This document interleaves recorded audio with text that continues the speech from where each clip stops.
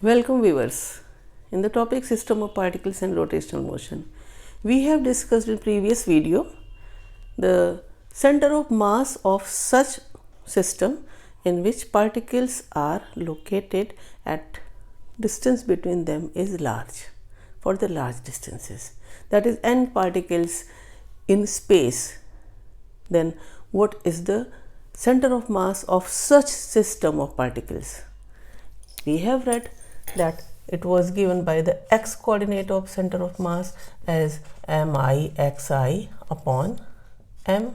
Similarly for y and z, that is mixi yi upon m, and z coordinate sigma mi zi upon m.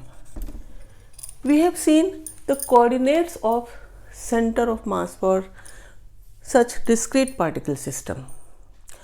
But if the object is of such type that there is continuous mass distribution, what I mean to say that in a rod, ring, wheel, you can suppose such type of rigid body in which the spacing between atoms and molecules is very less, they are closely packed, then it is said to be uniform distribution of mass. How will you calculate the center of mass for such objects? Here these equations are to be modified. What is in this equation? That product of ith particle, its mass and its distance from the x-axis. Then distance of the particles, as I told that we have to find the center of mass of such objects in which there is very less distance, and if more and more particles which are closely packed, we have to assume atoms or molecule, then how will you find the distance? So it will be difficult for such objects to carry the summation over individual particles as above here. Then what you have to do?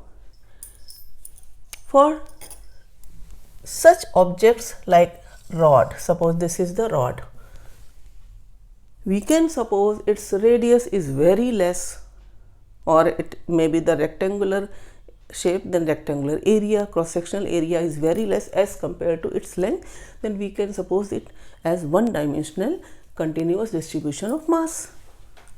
We have to find its center of mass. Then since all the atoms and molecules are closely packed, then we assume the small portion of its mass, that is we call delta m. We divide the object into smaller number of masses and we add all the delta m's like this, that is we divide delta m1, delta m2 and so on.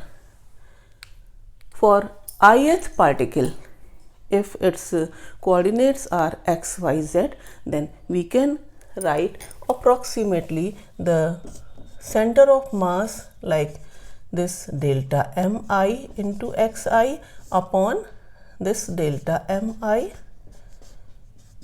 Similarly for y and z coordinates, if n is the number in which we divide the whole object into certain mass, suppose I am showing a bigger one to just to show that this is the delta m, that mass portion in the whole object, we will have to divide the whole object into delta m. Then since more will be the number of these portions, lesser will be the spacing between them. What we have to do? This is the total mass. We have to take the product of this delta m of this length into this delta m of what length, and we have to add. This summation is called integration. What I mean to say that the above relations can be written in the form of integration for continuous mass distribution. Such objects in which atoms or molecules, particles are closely placed. Then in closely packed objects with the atoms and molecules or particles, we utilize these expressions as, I am giving only one here. This can be written as x coordinate of center of mass can be written as this sigma xi dm x dm upon this dm. You know, this dm, what can be written? This delta mi is the total mass. Here this is the total mass, same delta m. So we can replace for the continuous mass distribution the x coordinate, y coordinate and z coordinate for center of mass like this y dm upon dm, or and z equal to this z dm upon dm.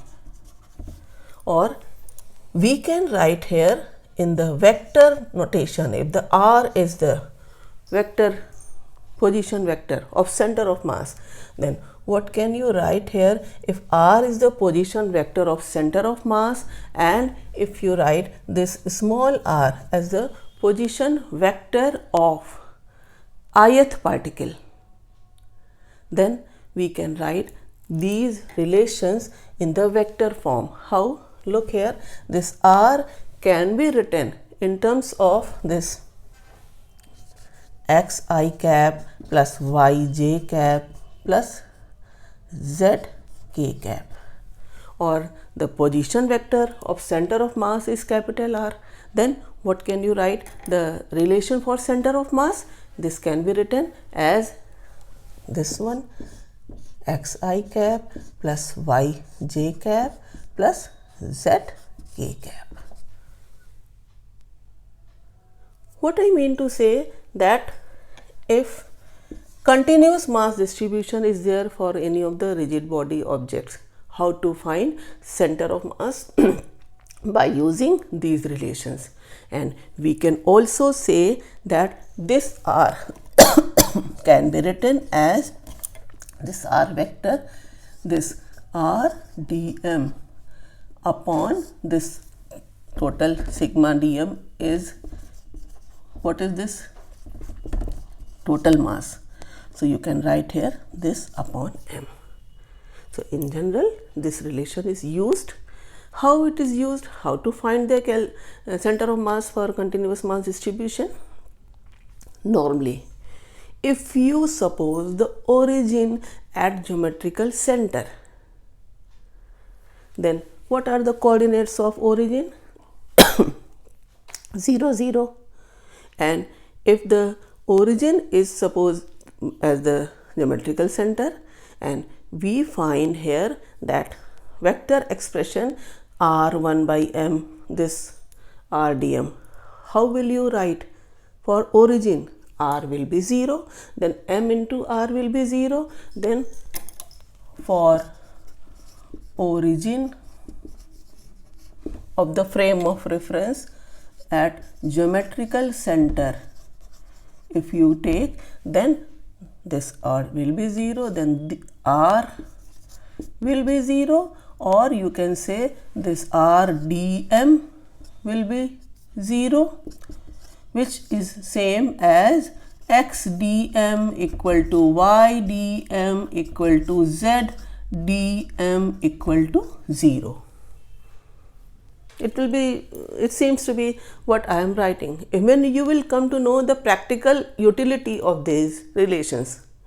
Suppose there is a rod of uniform mass distribution. Whole mass is m, whole length is L.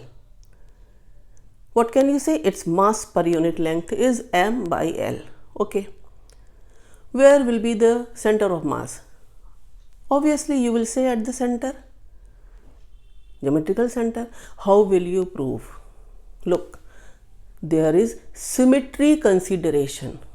What I am saying, this is a rod, okay, and its length is L, 0 to L, and mass is m. Then you will say that this is the geometrical center, midpoint geometrical center. And if you suppose here origin Then what does this reflection symmetry consideration says? How to find center of mass? Look, continuous mass distribution is there, and if you see that this is the center of mass, geometrical center. If you select a dm mass here at the distance from the origin x, okay, then same will be at the same distance at minus x, there will be a dm also, will be or not? So what will be the x dm? Integration of x dm for such pair, that will be 0 or not? This is plus x, this is minus x. What I told here, this, and what is taken here, that at origin geometrical center is supposed, then this will be the position of center of mass. Okay, still reflection symmetry is okay, it is all right. How will you prove that center of mass will be at the midpoint of the rod, that is at L by 2? If you want to prove, use the relation like this. Look here, in the same expression, in the same question, I am proving that. How will you prove that center of mass here, this C will be at the distance L by 2 of the rod? Let lambda, it is called mass per unit length, it is a m by L. Then for the rod which is divided into a smaller number of masses, each element is of delta m and its length is delta x, then what can you write here, that in one dimensional case, rod is supposed to be one dimensional, its area of cross section is negligible. So suppose this is the x axis, okay, here along the x axis you have to find this only x dm by dm, this is okay. Then how will you find? Look here, this x will be equal to, you write here this formula, it is written here, no need to write here. M by L is given, then you have to find dm. What can you write dm? You can write this as dm by dx. If you suppose that from origin, suppose this is the dm at the distance dx, okay, then what can you write here? This dm by dx also lambda. Then what will be the dm? You can write dm as lambda dx. Look here, now x dm upon total m. What can you write here? This dm is total m, I have written here. This is the x coordinate for finding the center of mass from integration 0 to L. Write here 0 to L. Then what will you write here? This will be 0 to L. This is x. In place of dm, you will write lambda dx, and this is upon m, okay. What will you write here? This lambda by m integration x dx 0 to L. Integration x dx as usual. This lambda by m, what will be lambda by m? 1 by L. I am writing directly here. This is 1 by L. What will be x dx? X square by 2. Then you put the limits. What will you get here? This 1 by L into L square by 2. What are you getting? L by 2. Instead of doing this, unless you are not set to prove it by the symmetry relations, it is here. Look here, that geometrical center for the symmetric homogeneous objects is always the center of mass. What I mean to say, for the ring, where will be? At the center. For the triangular lamina, at the centroid. For the square, at the cross section point of the diagonals. So geometrical center is the center of mass for the uniform distribution of mass, as you have proved by the reflections consideration, symmetry consideration, or by taking the mass per unit length, and you have taken dm by dx also, then you have put here like this. What will happen if there is mass distribution but not uniform. For non-uniform mass distribution, what you will do? How will you find the center of mass? In this rod, in the same rod, if you have seen that mass distribution is uniform, then center of mass is at the exactly geometrical center position, that is exactly in the middle. If the rod is of the length L, mass M, but its mass is not uniform throughout the length. Suppose the rod is slightly like this. Okay, we can say that its lambda is given by any constant, suppose 2x. What does it mean? Mass per unit length is depending on the length of the rod. Then how will you find? Look, for non-uniform mass distribution, how will you find the center of mass? Here again you will find that x coordinate we are taking the one dimensional case. It is written x dm upon this dm. Okay, lambda is 2x and also lambda is given by this dx upon dm. How will you find this mass dm upon dx, mass per unit length? So dm upon dx, so what will be dm? Dm will be lambda dx here, as usual, as in this case we have written. What will you do here? That to find this expression, how to solve? Put the value here. This again integration for rod of length L, you will put here this 0 to L. X in place of dm, you will write lambda dx upon this 0 to L. In place of dm, you will write lambda dx. Simple. You look here, this is lambda integration 0 to L x dx upon this is lambda integration 0 to L dx. Here you see that this x dx is x square by 2. So you write here this x square by 2, and what is here dx? You have seen here that this dx is the portion of rod whose mass is dm. Then in place of lambda, you cannot take lambda out of the integration sign because lambda is x dependent. Then what will you write here? In place of lambda, you will write 2x, then it will become 2x square dx. Will be or not? Because lambda is dependent on distance. Here you will write this 0 to L and this will be, this is 2x dx. Look, lambda 2x and x square, here lambda 2x. Now this is, we'll take 2 and what will be x square dx? That will be x cube by 3. Learn the integration, x square integration x square dx, x cube by 3, and this is 0 to L upon, here you will take 2 out of the bracket and this will be x square by 2 because it is x dx. Again limit 0 to L. Then what are you getting? 2 will be cancelled.